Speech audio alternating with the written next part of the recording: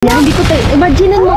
Diyos ko, papakita ko papaitan nila tipo ng nervous ko. Ikaw, kaya mo yan? Hindi ko kaya yan. Mamamatay ako dyan. At meron naman tayong isang kababayan na Pinoy OFW dito sa Oman na nagbahagi sa kanyang impormasyon patungkol sa Pinay na dalawang OFW. Pinipilit silang magtrabaho kahit hindi na nila kaya. At isa pa nga ay tumakas at tumalon pa sa building para lang makapagsumbong sa OWA. At ngayon ang nasisira ang Altiomi Agency ayon sa kanya, mga kabayan. Watch po natin ang sinasabi ng kababayan natin ito sa bansang Oman. Good evening sa mga ka-OFW ko dyan, lalong-lalo na dito sa bansang Oman. Shout out sa lahat ng makapanood nitong video na to. Tatahimik na sana ako kaso ang dami na nilang nagpo-post eh. Tatlong klaseng merong ugali ang mga OFW dito sa abroad. Merong traidor, merong sinungaling, at merong malandi. So dito tayo sa traidor. Umalis ako sa una kong sponsor. Dahil, yun nga, meron doong kasama kong traidor. So, bumalik ako ng agency. At yung agency na yun yung nagka-issue ngayon. Yung Altiomi. Bumalik ako doon at nagstay ako doon ng almost 1 month. Nung doon ako, wala akong dalang damit. Ni isa, ni panty, wala akong dala. Yung isang staff doon, pagdating ko doon, sabi niya, "Ate, wala kang dalang damit." Sabi ko, wala. Sabi niya, ito mga damit. Isuot mo yan. Pagkatapos, maligo ka muna, tapos isuot mo yan. Pagkatapos mong maligo, kumain ka para makapagpahinga ka. So, yun. Araw-araw bago kami gigising, nandyan na yung lulutuin naming pagkain sa kusina. Siguro nilalagay niya alas 6 or alas 7. Basta bago kami maliligo. Kasi pupunta kami ng taas sa office ng alas 9. Unli wifi doon sa accommodation. Unli tubig. Hindi ka pinagbabawalan o hindi ka nililimitihan ng tubig. Aircon, habang nagpapahinga ka, naka-aircon ka, hindi ka binabawalan na huwag ka mag-aircon. Hindi kami sinisita na nag-aircon kami. Kaya, maayos naman yung pagkain namin. Unli rice din kami doon kasi laging sumusobra yung saing namin. Ulam, ganun din.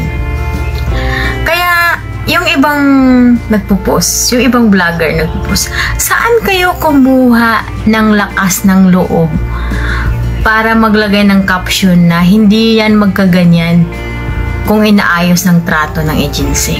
Hello, ang galing yung mag-caption. Hindi nga kayo nakaakyat doon. At yung issue na kinukulong, walang kulungan na nangyayari doon. Normal lang na nilalak yung pinto dahil hindi lang yung mga tao doon sa accommodation ang nakatira doon. Isang building yun. Iba-iba yung mga nakatira doon. So normal lang na nilalak talaga yun. Kahit nga sa bahay natin, di ba? Nang lalak tayo. Nilalak natin yung bahay natin kasi there's stranger out there na biglang papasok sa bahay natin. Kaya yung sinasabi nila na kinukulong sila sa agency, walang kulungan na nangyari doon. Nakakalabas kami doon. Pag magpaalam kami na may bibilhin kami, nakakalabas kami. Saan ka ba nakakita ng agency dito sa abroad na kahit anong oras gustong lumabas ng aplikante pwede? Saan ka ba nakakita dito ng accommodation sa abroad na bukas lang yung pinto, ahayaan lang yung mga aplikante na lumalabas? Alam nyo naman na kapag wala ka ditong ID, kinukulong ka, di ba? Tapos kapag mahuli, hayaan ka lang dyan na lalabas pag wala kang ID, tapos makukulong, sasabihin, bakit pinabayaan ng agency na makalabas yung aplikante? Oh, tsaka yung sinasabi na pilitan na mag-trial, walang pilitan doon. Pag nandun na kami sa office, sa 4th floor, o 3rd floor ba yun, magtatanong yung dalawang staff, magsasabi yan na, mag-ready kayo ha, merong employer na mag-interview mamaya. O, mag-ready kami. Tapos kapag merong darating na job offer, tatanungin kami niyan, gusto mo ba mag-trial? Pag sabihin mong hindi, ipapasa sa isang aplikante. Walang pilitang nangyayari doon. Walang pilitan na mag-trial ka, wala. Hindi pinipili doon na mag-trial, pero nasa sayo na yan kasi yung pakay natin dito is trabaho. Kaya pabor sa atin yun, nabibigyan tayo ng trabaho. Yung sinasabi na pinipilit na mag-trial, wala, hindi nangyayari. At yung sinasabi ng ibang vlogger na hindi yan magkakaganyan kasi hindi tinrato ng tama ng agency. Maayos ang pagtrato sa amin doon. Kapag sabihin namin na labas, makakalabas kami, mabibilhin kami. Nakita niyo yung asalan dyan sa highway dyan sa Mabela? Malapit dyan sa FM Flower Shop ba yun? Nakapunta kami dyan. Nakaupo pa nga dyan kami kasi libre dyan ng kape. Gabi yun, ha? Kaya wag niyong sabihin, wag kayong ngawa na kinukulong, na hindi maganda yung trato ng agency.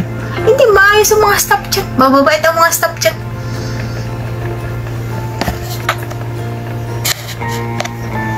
Kaya yung Jason na vlog, naku, nagigil talaga ako sa'yo. Ang galing-galing mong mag-caption na hindi maganda yung trato ng agency. Ang galing mong mag-caption. No? Wala kang kaalam-alam ng katotohanan. Caption ka lang ng caption para lang sa viewers. Walang kinukulong sa agency ng Alkiumi. Kapag umaalis yan si ma'am, iniiwanan yan ang susi sa isang aplikante. Tsaka normal lang na ilalak yun. Kasi puro mga lalaki yun ang nakatira dun sa building na yun. At ang sa loob ng agency, isang accommodation, puro kami mga babae.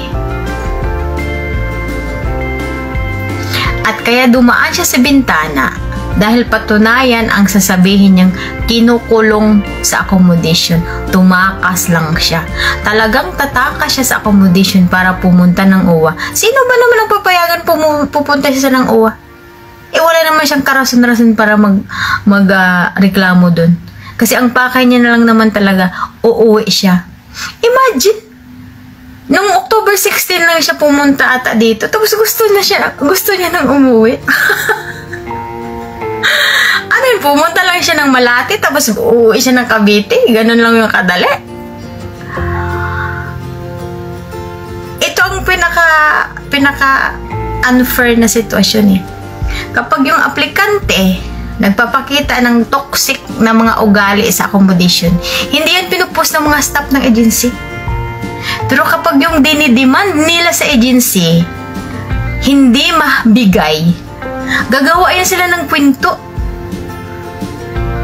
para kaawaan, para maraming maawa, para makauwi. Kaya nga sabi ko eh, 3 ugali ng mga OFW sa abroad: sinungaling, traidor, at malandi. Sorry sa mga matamaan, pero real talk tayo. Kung gusto mong umuwi, makiusap ka in a nice way. Hindi yung sisiraan mo yung mga staff ng agency, gagawa-gawa ka ng kwento. Malas mo lang. Dahil marami kaming nakastay dyan at ako yung magsasabi na maayos trato yung mga agency dyan. At hindi nyo ba napansin yung video niya? Hindi niya madiri-diretso yung salita niya kasi hindi niya alam kung anong sasabihin niya kasi wala sa aktual na sitwasyon niya yung mga sinasabi niya. At hindi siya makaharap sa camera. Pati yung nag-video na yung isa, yung kaibigan ko yun, hindi makaharap sa diretso sa camera. Kasi gawa-gawa lang ng kwento eh. Kaya yung Jason na yun, inis na inis ako sa'yo. Ako sa'yo, tumigil ka na. Gigil ako sa'yo. Nasa Oman ka pa naman. Masarap mong umbagin. Actually, mga bayan, meron din naman siyang point. Gusto lang talagang umuwi ng dalawa. Dahil nga, may nararamdaman sila. Kaya mga kabayan, paalala ito sa lahat. Kung alam niyo po, tayo ay may karamdaman na. At bagong panganak, wag na po tayong mangingimbang bansa. Dahil sa abroad po, ay hindi dito ang basta gusto mo na lang umuwi ay makakauwi ka lang. Kaya dapat pag mangingimbang bansa po tayo, patbo handa ang ating isipan. Tayo physically at emotionally. Kaya ang iba naman sa kagustuhan na lang umuwi ng ating mga kabayan ay gagawa na lang po ng kwento. Yung ginawa niya, hindi ko imagine mo. Diyos ko, papakita ang babaitan mo ng nervous ko. Ikaw, kaya mo yan? Hindi ko kaya yan. Mamamatay ako dyan. Feeling ko, may tumulong sa kanya dito. Tingin mo. Wala. Malakas ang loob ng batang yan. Ay, Diyos ko, papakita ko ba? Diyos ko, mabot. Magandang gabi po. Ako si Arlene. Isang OFW na humihingi po ng tulong dito sa bansang Oman, sa Muscat. Ilang buwan na po akong pabalik-balik sa agency. Ang una ko pong amo ay 19 days lang po ako. And then pinilit pa rin ba nila ako magtrabaho. Nagtrabaho po ulit ako. And then yung pangatlong trabaho, pinuntahan ko po yung amo kong lalaki na doktor. Pero po, sa hindi po pagkakaintindihan at ginagawa niya, ilang beses na po ako pinasok sa kwarto ng amo ko. At may mga masaselang bagay siyang pinagagawa. Ako po ay bumalik sa agency. Ngunit po lahat po ng ginawa sa akin ng amo ko ay sinabi ko po sa agency. Ngunit sabi ng agency, baka ako po raw po mabaliktad, ako po raw po ang makulong. Grabe po ang dinanas ko sa amo ko. Lahat ng klaseng kabastusan nadanas ko na po sa amo ko. Ito lang po ang gusto ko, makawi lang po sa pamilya ko. Kami po, ang amo ko po ay nagpunta rito nung last na punta niya po is September 28. Nag-usap na po kami. Kagaya ng hinihingi ng agency, gusto po ay mabayaran. Ang ginawa po ng amo ko, nagbayad po siya. Ngunit nag-offer po ang amo ko na pauwi na lang po ako, ipabook ko ng ticket. Ilang beses po sinabi sa harapan ni Miss Lani Dayo na ipabook ako ng ticket. Then kinunta ko po yung pamilya ko para po may malapitan na mahingian ng pang-ticket ko. Ngunit sabi ni Lani, wag daw muna. Hindi ko malamang bakit, ano yung problema niya. Hanggang ngayon po, ilang buwan na ako rito, iniipit ng agency Alclumi ang aking pagbubok. Ang gusto po nila hanggang ngayon, pinipilit pa rin ako magtrabaho. Hindi ko na po kaya dahil sa takot at nadanas ko sa uling amo ko. Lagi rin po namamaga yung arthritis at gout ko. Ngayon po magamaga yung aking arthritis. Ito po, may isa pa akong kasama rito. Good evening po. Ako po si Bernadette Reyes po. 24 na taong gulang po. Mahigit 2 linggo na po ako dito po sa Oman po. Ibinalik po ako ng amo ko sa agency noong October 16 po. Gawa po na nagtangka po ako magpakamatay po. Uminom po ako ng gamot po. Tapos nagtangka din po akong tumalon sa bintana po nila galing po sa 4th floor. Sa kagustuhan ko pong makauwi na po kasi hindi ko po kaya yung trabaho po. Tapos yung binalik po kami dito sa agency po, kinukulong po kami. Kinuha po lahat ng cellphone namin para hindi po kami makapag-report sa embassy po.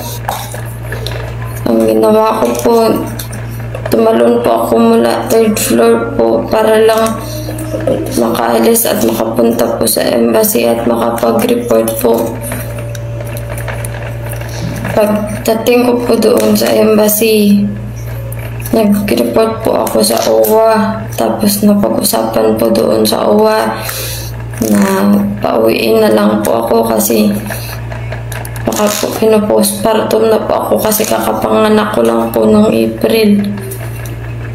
Tapos nagkaintindihan na po, nagbigay na po ng instruction yung OWA sa secretary po ng agency na i-process na lang po ang pagpapauwi sa akin kasi nga po baka po may postpartum na ako kasi kung ano-ano na po ginagawa kong makakasakit sa sarili ko po para lang makaalis po ako sa sitwasyon na to. Pero po yung agency po gusto pa rin po nila magtrabaho ako kahit nag-agree na po sila at nagbigay na po ng instruction yung OWA na i-process na lang po yung papeles ko para makauwi po ako. Pagdating po dito sa agency, pinagtatrial pa rin po pala kami, pagtatrial pa rin po kami sa ibang employer po kasi ayaw po nilang mag-refund ang binayad ng amo namin na una na 1,300 money real po. Humingi po kami ng tulong po, sana naman po mapabilis yung pag-uwi namin po kasi wala na po talaga kaming ibang mahinga ng tulong kasi yung agency po kahit anong gawin namin ipinipilit pa rin po kami. Pinipilit pa rin kami ipagtrabahuin po kahit nagkaintindihan na po na sana pauwiin na lang kami. Tapos yung passport ko po hanggang ngayon hindi pa rin po ipinabalik ng amo ko sa agency po. Dapat po nung pagbalik nila sa akin dito sa agency kasama na po yung passport ko pero hindi po nila ibinalik po kasi hindi pa daw ako bayad po. Yun po yung ginagawa nila ngayong pang-ipit po na rason sa amin para hindi po kami makauwi po. Sana po tulungan nyo kami po. Wala na po talaga kaming malapitan eh. Maraming salamat po. Kaya ito ngayon ang mga sinasabi ni Sir Arnel Ignacio na may mga OFW na gumagawa ng kwento para lang mag-viral, pero inuulit ko po mga kabayan, hindi sila ang ating binabanggit dahil nga po sa kwento ay may dalawang both side. Merong nagsasabi ng totoo at merong gumagawa-gawa lang ng kwento. Kaya mga kabayan, kapag mag-abroad po kayo at gusto nyong mga ibang bansa, ay handa po ang inyong isipan at inyong emotionally. At kung kayo ay sinasaktan at ginugutom ng inyong amo, ibang usapan na yun. Kailangan na po talaga nating humingi ng tulong sa ating OWA. Sana po makakuha tayo ng mga aral sa mga napapanood nating mga video na ito ng ating mga kapwa OFW na nahihirapan sa ibang bansa at hindi nahihirapan mga kabayan. Maraming salamat sa inyong panonood.